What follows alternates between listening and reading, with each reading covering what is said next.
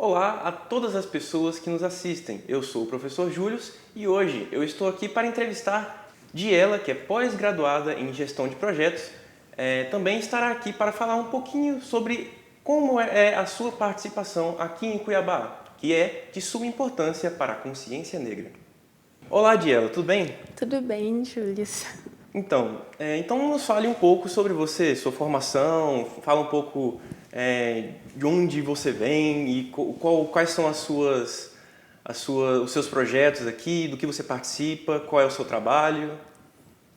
Eu sou Diela Tambanhaque e agradeço a oportunidade, o convite do Júlio, na pessoa do SESC e toda a equipe. Agradeço Brasil, Mato Grosso, Cuiabá. Eu vim para o Brasil, que eu vou falar um pouco da minha trajetória aqui. Eu vim para o Brasil em 2008, realizando um grande sonho, que é de fazer parte de um dos alunos do convênio com o Brasil. E eu fui selecionada em 2017 e 2007, 2008 eu vim para o Brasil como estudante de letras. Não gostei do curso, mudei para o serviço social e acabei concluindo o curso de serviço social, que tem a ver com a minha militância desde criança sobre o movimento do racismo, políticas e os demais. Depois da minha formação, eu tive o privilégio de passar num processo seletivo e exerci a função pela prefeitura 2 anos. Após isso, eu regressei para o meu país, que era o convênio, né? A obrigação era eu voltar antes de ter atuado aqui profissionalmente, mas enfim. Voltei e nisso já tinha engravidado, tudo, levei meu filho e voltei com ele. Durante esse meu percurso de ida e vinda, eu percebi algumas questões, principalmente do racismo no mercado do trabalho. Não é só no mercado do trabalho brasileiro, isso é uma coisa que a gente vê amplamente no mundo todo. E pensando na questão de que nem sempre a gente consegue trabalhar no individualismo, mas tem algumas questões que é individual. E eu tomei algumas decisões e, inclusive, eu queria fazer pós-graduação em políticas sociais. Eu desviei para o projeto, gestão de projetos, justamente por essa atitude de querer mais e de uma forma autônoma, querendo fazer algo para a sociedade. Nisso eu fui para a gestão de projetos e a partir daí eu fui criando os meus projetos individuais para atuar aqui dentro, trazendo essa nova realidade, novo sistema de trabalhar com o racismo e mais questões que somos envolvidos nesse mercado, principalmente no mercado de trabalho. Bom, magnífico, né, Diela? Incrível. Realmente foi uma grande jornada, né, até chegar até aqui. Mas é para tanto que nossos alunos do Sesc Escola, assim como alguns professores, também prepararam algumas perguntas para fazer para você, Diela. Sim. Então vamos começar com as perguntas dos alunos, ok? Sim. Bom, Diela, então eu estou aqui com as perguntas dos alunos. Sim. Vamos começar então com a pergunta do Gabriel Malheiros, do 9º ano. Sim. Ele pergunta para você, o que a consciência negra significa para a senhora, Diela? Numa palavra, eu diria que é uma conquista. É uma conquista porque a consciência negra, ela traz uma realidade própria, uma realidade para si e novas conquistas, porque o negro brasileiro, o negro no mundo, ele é redimido pela sociedade. O negro não tem respeito, o negro ele é visto como um ser que não pensa, que não tem intelecto. Então, com base nisso, porque a gente sabe o poder que tem a palavra, essa palavra é reforçada desde a base, a gente cresce, e principalmente eu falando da sociedade brasileira, cresce ouvindo que eu assisto TV, digo para minha mãe, eu quero ser um juiz igual fulano, quero ser uma advogada. Ah, não, isso não é para você. Então, desde pequeno, a gente já é diminuído em relação ao nosso intelecto, em relação ao que a gente pode ser para a sociedade. E nisso a gente pensa como, né? Você traficante, vou fazer a coisa que é mais fácil, porque eu vejo um vizinho traficando tendo dinheiro. Então, é mais fácil eu, como negro, pensar em fazer algo ligado a conquistas banais, tipo, eu digo mais no sentido pejorativo mesmo, conquistas como independência, como a realidade da vida, indo para o mundo das drogas, do que eu pensar em estudar e conquistar algo. Por quê? Porque desde a base já somos colocado isso. E a consciência negra veio para trabalhar essa questão, nos mostrar o outro patamar do negro, que o negro, tem negros pensando, tem negros conquistando, e nós podemos, a nossa cor da pele não define quem somos. E a consciência traz essa realidade. É uma conquista para mim. Bom dia, ela. Então, também a Júlia Maria, do 9º ano também, ela pergunta, Diela, você acredita que com a educação nas escolas e em outras instituições de ensino sobre as questões de raça, poderia reduzir a problemática acerca do racismo? Acredito que sim, e não só, porque através das temáticas nas escolas, a gente tem o quê? A gente tem uma mente que, através dessa mentalidade, a gente consegue chegar às políticas, que aí sim a gente afirma qualquer proposta ou qualquer política. Começando na escola, o que acontece? Isso eu falo e falo muito feliz, porque hoje a gente vê um número de negros aqui no estado do Mato Grosso, ou seja, aqui em Cuiabá mesmo, já se envolvendo com a política, coisa que há uns 10 ou 20 anos você não via. Por quê? A gente vivia nesse medo, no bloqueio que nos colocavam. Hoje não, hoje o negro vai à frente e isso traz o quê? Traz uma nova realidade. Se o negro está lá, não vai ser a sociedade com quase 56% de população negra sendo representada por uma população branca que não conhece sua realidade cultural, não conhece sua realidade do dia a dia, ele não vai te representar nunca. Quem te representa tem que ser uma pessoa que viva o que você viveu. Então, isso, trazendo para as escolas, a gente já vai crescer com as nossas crianças, trazendo a mentalidade do raciocínio, mentalidade criativa para trazer uma nova sociedade onde os negros e os brancos possam conviver juntos e conquistando a realidade como seres humanos. O Pedro Henrique, também no 9º ano, ele pergunta o seguinte, quais são os ataques mais frequentes que as pessoas negras sofrem? Você não pode, isso não é para você.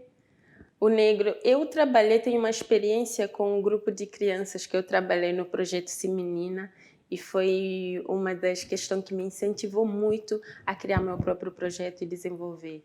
Porque eu via nas crianças com que eu trabalhei, eu gosto de brincar com as crianças, despertando nelas a criatividade, o raciocínio sobre o amanhã e o que elas possam ser melhor para a sociedade. E sempre que eu fazia a pergunta do tipo, o que você quer ser? Muitas me diziam nada. Como assim, crianças de 12 a 15 anos?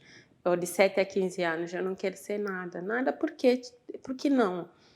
Não, tia, porque minha mãe ou minha avó fala que eu não vou ser nada, porque eu sou burra, porque eu sou isso, aquilo.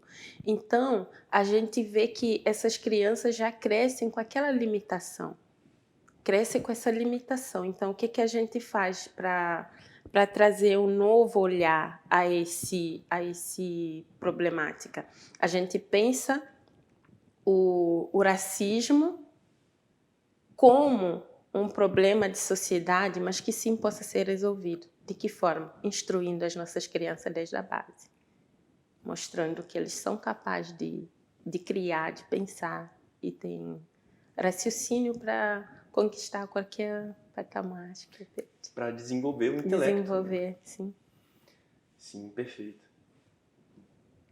Agora, indo para o 8º ano, o Cauã Rodrigo, do 8º ano, ele pergunta o seguinte, o que você acha sobre o movimento Black Lives Matter? Black Lives... Vidas Negras Importam, o movimento dos Estados Unidos. Sim. Qualquer movimento hoje que vem à luta, tanto o feminismo negro, muitas pessoas têm contradição em relação, mas eu sempre apoio, porque se a gente não sair para a rua, se a gente não gritar, por exemplo, o movimento no Brasil, o movimento negro, muitas das vezes fica parado em relação a questões desse tipo. O policial bate, mata um negro e está tudo bem. Poucas vezes o movimento negro sai para a rua para manifestar. O movimento negro nos Estados Unidos não faz isso. E o Black Lives é um deles, que é um movimento que não para perante a violência. Ele sai para a rua, grita e bota um trave no governo. Não só no governo, mas na própria sociedade arcaica que a gente vive, que tem massacrado o nosso povo. A gente não pode se calar. E ele é um exemplo disso, de dar um basta. Bom dia, ela. Agora também o Gabriel Moreira, também do 8º ano, pergunta: você se inspira em alguma personalidade negra feminina do Brasil ou do mundo? Sim, bastante. Bastante mesmo. Aqui, mais perto, aqui mesmo, em Cuiabá, eu tenho a Ana Emília, que ela é do Fórum, uma das nossas representantes, tanto no nosso vestuário, na intelectualidade. É uma mulher, é feminista, mas é casada, tem família, e ela nos mostra o diferente do que muito nos falam sobre essa questão do tipo que o nosso papel era trabalho, né? Sair, cozinhar, trabalhar e tudo. E ela não, ela conquistou o mundo e tem a família dela, tem o marido, que ela respeita o marido como o parceiro dele, que para formar a família, mas ela tem o papel dela na sociedade. Então eu inspiro muito na Ana Emília e para fora, tipo, eu tenho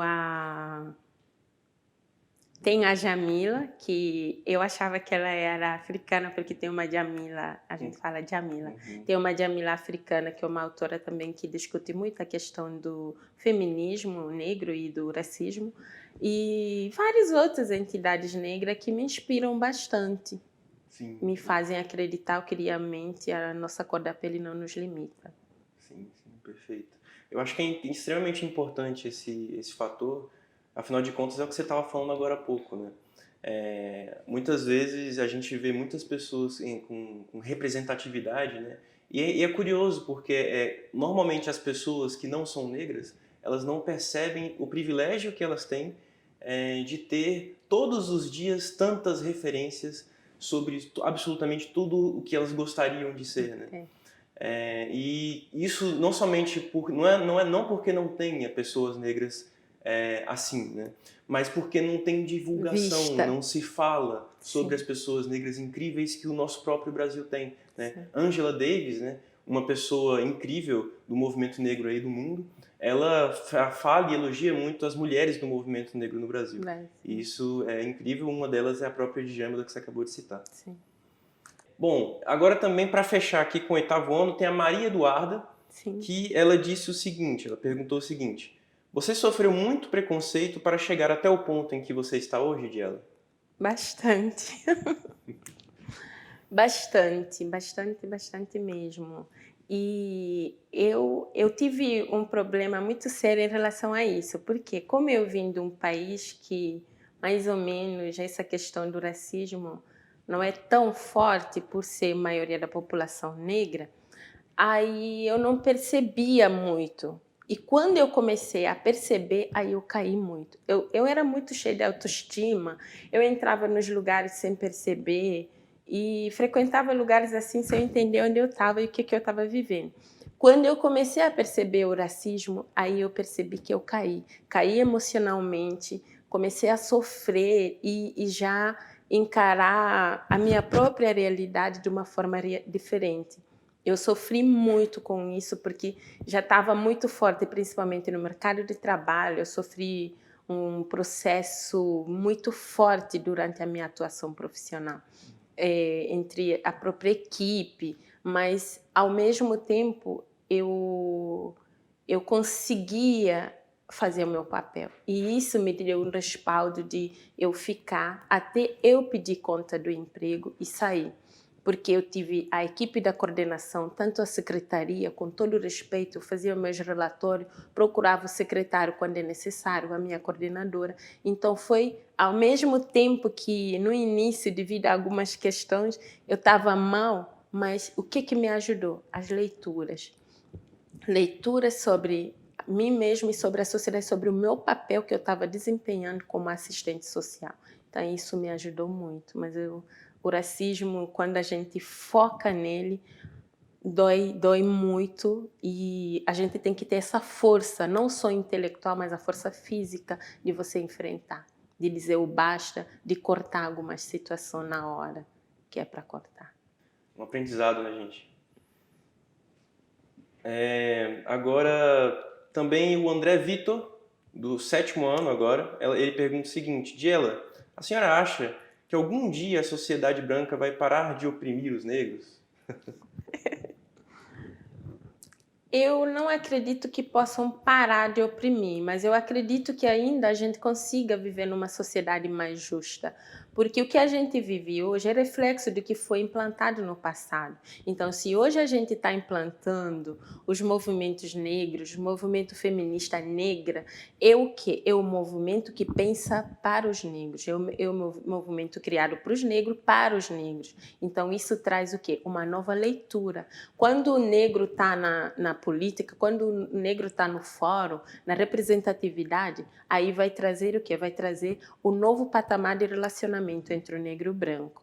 Embora a educação da base, eu não vou influenciar, eu não conseguiria controlar a educação que um branco racista está dando para o seu filho, que vai sair de casa desenvolvendo o racismo lá fora. Isso a gente não consegue controlar, mas criando políticas públicas que possam dar um patamar de igualdade entre essas duas raças numa sociedade, isso faria diferença enorme. Exatamente, incrível. Agora, indo ainda, continuando um pouco para os do 7º ano, né, tem Sim. o Danilo Andrade, do 7º ano. Ele pergunta o seguinte: Diela, você como uma mulher negra, que já passou por diversas coisas durante sua caminhada, provavelmente teve diversos obstáculos durante a vida. Muitas vezes pela questão da cor da pele. Acha que se você fosse uma mulher branca, chegar aonde você está hoje seria um pouco menos difícil? Claro, é evidente. Bem menos difícil, porque eu até, às vezes, é chato falar sobre isso para mim, porque a gente sabe que temos amigos e amigas brancas que são super. Mas, falando na realidade, seria muito mais fácil, porque a nossa aparência, quando você chega no meio, só a forma com que a pessoa te olha, isso te dá um passo ou à frente ou atrás. E quando a pessoa vai abrir a boca, pior ainda.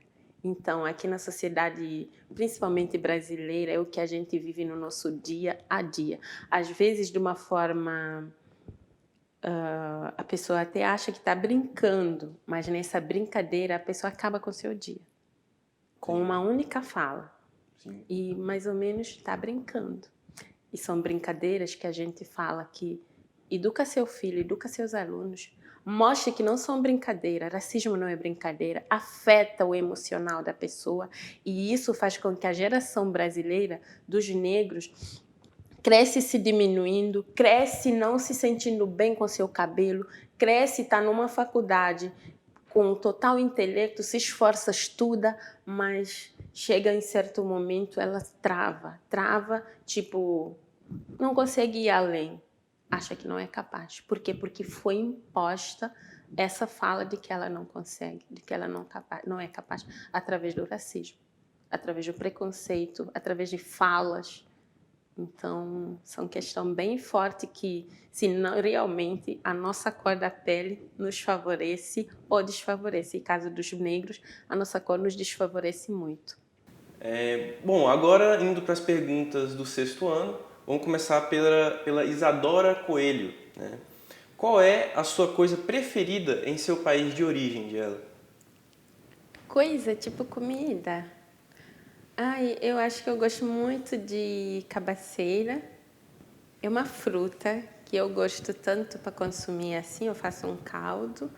E eu gosto dele suco. Ele lembra muito cupuaçu do Brasil. É um doce meio azedo.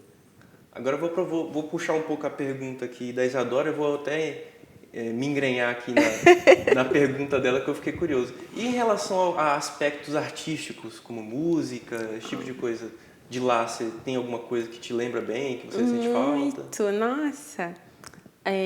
Lá, falando até eu emociono. Tem muita roda de dança, tipo, e isso não importa da etnia, quase todas as etnias fazem isso. Nessa roda de dança, normalmente eles usam uma palma de madeira, é tipo uma palma de mão assim, mas ela é feita a madeira igual aquele pente de madeira, aquele pente garfo que usa para pentear o black. E as mulheres faziam uma roda e batiam essa palma e os homens ficavam ou com tambor ou com uma espécie de madeira, que é um instrumento musical também. Então o som é muito gostoso. Se ouvir assim, dá até... Nossa, quando eu escuto essas músicas eu choro direto. Lembro da minha mãe, porque é um momento assim de diversão, é um momento de comunhão, que você vê as mulheres brincando, dançando, homem entra na roda, as crianças, era muito, muito bonito. E isso normalmente é feito assim na rua, pode ser de dia, pode ser à noite, mas quando é à noite eles fazem assim bem no campo, sabe? No espaço aberto da comunidade. E a nuvem é a luz que ilumina. Tipo, é a luz da natureza mesmo. Então, é uma coisa muito, muito gostosa. Você vê a compartilha de emoções, do que você passou no dia, e vai lá para descansar. Descontrair um pouco. É muito gostoso. Muito bom. Eu amo muito a música, a cultura, a dança. Que legal. Queria muito, quem sabe, um dia, né? Eu Quem experimento isso sabe? também. Muito bom. E não muito está legal. longe, pode acreditar. Que, nossa, é incrível.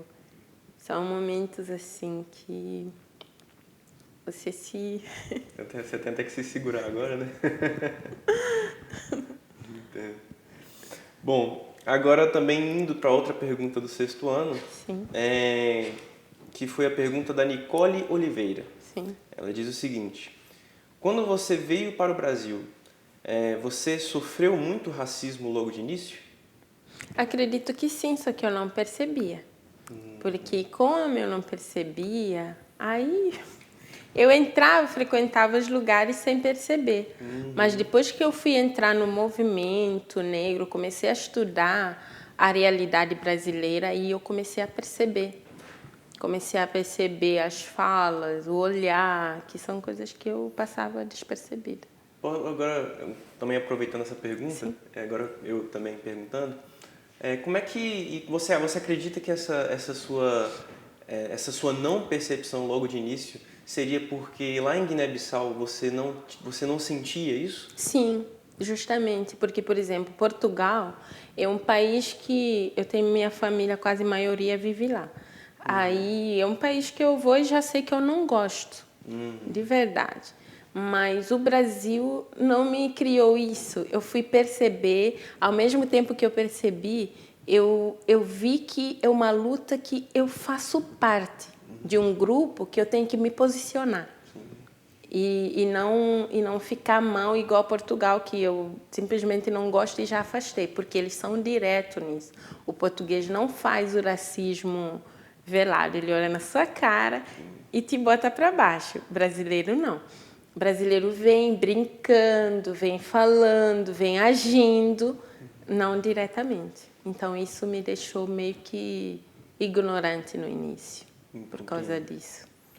Agora a pergunta da Rafaela Rondon, também do sexto ano, que ela diz o seguinte: como você acha que é o movimento negro o movimento negro aqui no Brasil? Ou seja, o que você acha, como é que funciona o movimento negro aqui no Brasil? O que você acha dele? É um movimento ativo que tem conquistado muitas demandas, muitas políticas, inclusive hoje se temos a consciência semana, ou mês, ou dia de consciência negra, é graças ao movimento negro no Brasil. É um movimento forte, tem desenvolvido várias atividades, várias questões políticas e sendo implementados como legislação, efetivados. E é um movimento que tem conquistado muito, mas tem muito a fazer ainda, porque ao mesmo tempo que é um movimento que está na luta, mas muitas das vezes tem algumas contradições lá dentro que acaba fragilizando o movimento. Sim, entendo. Agora, para fechar, Diela, vou só ter uma fala aqui da Maria Fernanda, que foi do 7º ano, que ela diz o seguinte, ao apresentar você para a turma e tudo mais, né, ela disse o seguinte: eu queria dizer que você é uma mulher incrível, Diela. Continue lutando pelas mulheres. É a fala da Maria Fernanda do 7º ano. Que linda, Maria Fernanda. Maria Fernanda, obrigada. Você me inspira e continue assim, com essa sua visão. E acredita que você também faz parte dessa grande luta que é de todos nós. Parabéns. Bom, então agora que a gente encerrou esse bloco das perguntas dos alunos, agora a gente vai fazer aqui algumas perguntinhas dos professores, tudo bem? Tranquilo. Bom dia, ela é a professora Inês, né, lá do Sesc Escola. Ela pergunta o seguinte: Diela, como você se posiciona em relação às diferenças existentes entre o feminismo negro e o feminismo branco, assim como as demais vertentes do feminismo? Então, as desavenças, né? Ela pergunta como é que você se posiciona em relação a essas diferenças que existem. Diferenças, sim. Então, eu me posiciono da seguinte forma, que o movimento feminismo, até então, era um movimento coletivo para todas as mulheres. Só que se a gente parar para observar, era um movimento dirigido e dominado pelas mulheres brancas. E as pautas até então definidas eram o quê? Era relacionado às mulheres brancas, realidade delas, dificuldade que elas tinham. Não pautava a realidade da mulher periférica, a mulher pobre, que é mãe ou que é estuprada, tem um filho, tem outro, e que vive para cuidar desses filhos.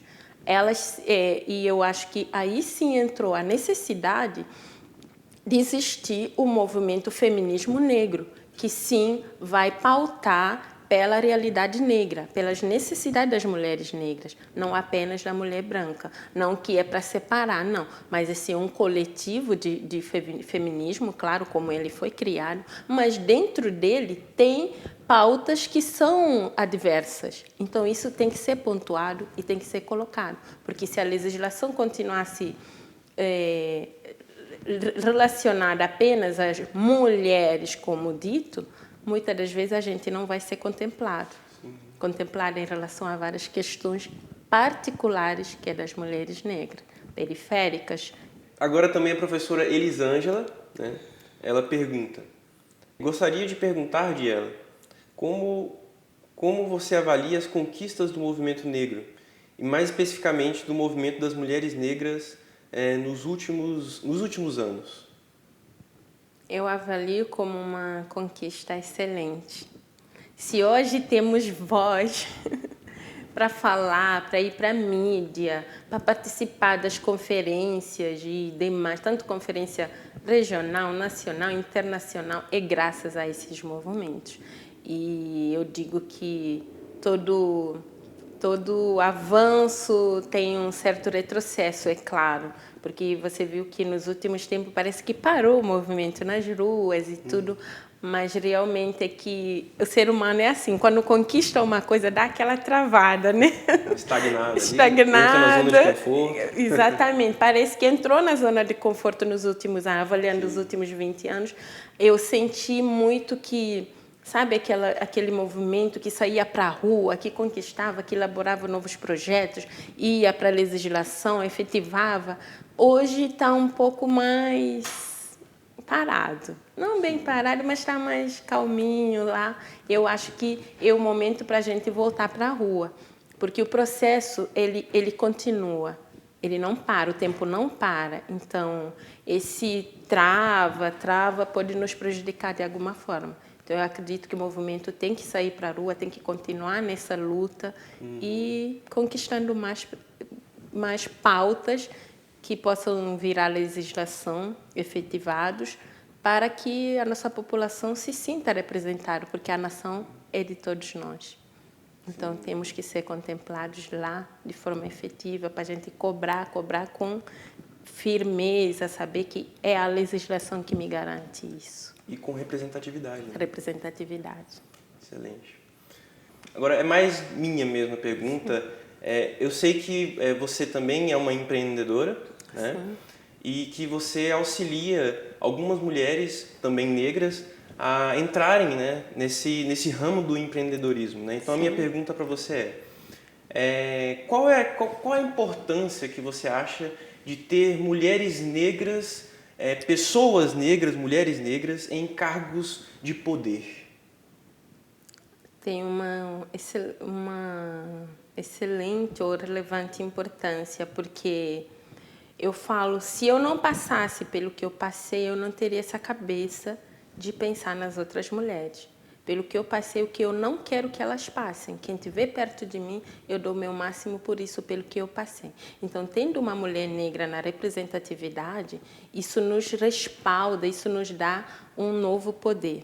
Porque, por exemplo, quando eu criei esse projeto, eu pensei o seguinte, usando uma questão muito particular, eu comovo muito com o problema de qualquer um, mas eu não tenho condições de ajudar todo mundo. É um dos problemas que me consumiu muito quando eu atuava como assistente social. Eu via mulheres negras internadas, com criança, não tinha condições de pagar remédio, e outras questões assim que você olha e fala, poxa, entendeu? Mas são pessoas que têm talento dentro delas, sabem fazer alguma coisa.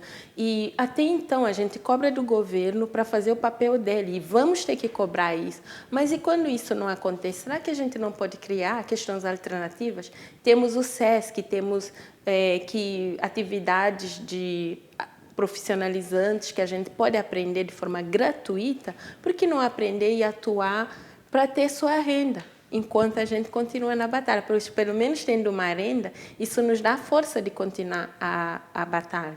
Quando eu estou sem nada, eu travo, porque, nossa, o que minha filha vai comer amanhã? O que eu vou fazer?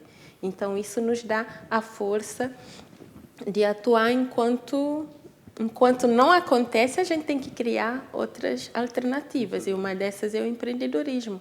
Nós temos capacidade, sabemos fazer várias coisas, que às vezes, por exemplo, eu com trança já era brincadeira de infância. Nunca foi profissão de ganhar renda para mim, mas virou numa necessidade. Então, eu acredito que, assim como eu, várias outras mulheres aqui em Cuiabá, nós podemos fazer isso, usar um talento de um bolo da vovó, aquela feijoadinha, são comidinhas que você faz, todo mundo gosta. Por que não empreender e ganhar uma renda por dia através disso, num final de semana? Em vez de a gente parar e totalmente ficar naquela tristeza profunda que a gente sabe sem dinheiro. Sim, é verdade. Entendeu? E uma coisa até que eu gostaria de comentar sobre isso que você acabou de dizer, é que as necessidades básicas, quando elas não estão preenchidas, quando elas não estão estabelecidas, né, resolvidas, lutar por outras questões se torna uma tarefa impossível. Difícil. Né? Se você não tem o que comer, né, se você não tem onde dormir, lutar por outras questões mais profundas relacionadas a aspectos sociais é uma tarefa que não tem como progredir. Né? Sim. Então, entrar aí, claro, é muito boa, excelente, incrível a sua fala sobre a importância dos cargos de poder para pessoas negras, né? Mas também do dinheiro para pessoas negras. Sim. Afinal de contas, a gente não sobrevive de sorrisos, de likes, né? A gente vive em uma perspectiva capital. Né? Se a gente vive em uma perspectiva capital, nós precisamos de capital. Né? A gente precisa de dinheiro. Né? Levando isso em consideração, sim, trabalhar, buscar, ali, à medida do possível, até onde você pode conseguir isso, conquistar isso, né? E a importância de ter pessoas sendo contratadas negras e tendo dinheiro para que outras questões sociais possam ser resolvidas. Se claro, mas para isso antes as questões básicas têm que ser resolvidas, né? E no caso, alimentação, moradia, saúde, educação, todos os aspectos básicos, quando bem resolvidos, lutar pelos direitos se torna algo mais viável, digamos assim, né?